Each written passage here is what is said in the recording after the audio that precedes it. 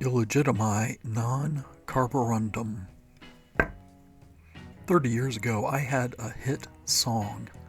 If you were listening to Top 40 radio back then, you probably heard it a dozen or more times in the month it charted. Once it became clear that I had a success on my hands, everyone started being so nice to me. All these doors were opening up, and whatever I wanted was just there for the asking. I even got booked to tour as the opening act for a major band. This was the most exhilarating time in my life. But after 3 weeks, something changed. Whatever fire propelled my hit died out, and something new came along that caught the nation's fancy. The simple song I had written, that was in such heavy rotation on the radio, started getting less airplay. And there was no follow-up single, because that one track sounded like nothing else I'd ever done.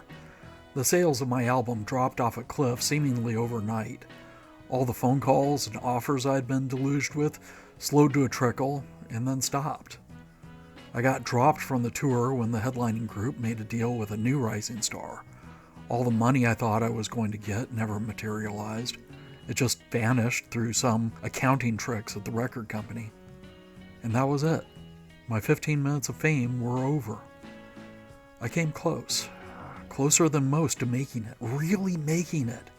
Maybe I should be grateful for that, but I can't help thinking it's a crueler fate to have the small taste I did and have it snatched away than never to have sampled that dream.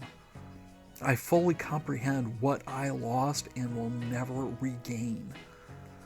Those who never made it can still cling to the fantasy, but I have only stark reality. Booted from the tour and somehow in debt to a record company that had just made millions off of my hit, I slid into depression. I became hooked on prescription painkillers and was in danger of turning into a living cliche. Somehow I clawed my way through and kicked.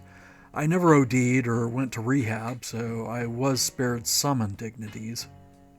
Once I finally came to terms with the fact that I was never going to be a major success again, I had to find something else to do. I had no college education and no skills for anything other than music, and I wasn't going back to that. I finally stumbled into becoming a real estate agent. It's a vocation that seems to attract a lot of people lacking talent for anything useful. Though I can't knock it too much because I can make a living and I don't have to work particularly hard, so it's something at least. Sometimes I meet clients who recognize my name. They'll get this look in their eye, and I can see them doing the mental calculation, adding the years onto what I used to look like and comparing it to what my face is now. When realization finally sinks in on them, then the inevitable exchange is always the same. They'll say, "Are you?" And I will nod my head and go, "Yeah, that's me." "Oh man, I loved that song!" Thank you, and I hope you'll also enjoy this property I'm about to show you. I had a moment in the sun, but it didn't last. I have to spend the rest of my life knowing that I could only brush against the dream that I so cherished. I could never truly fulfill it.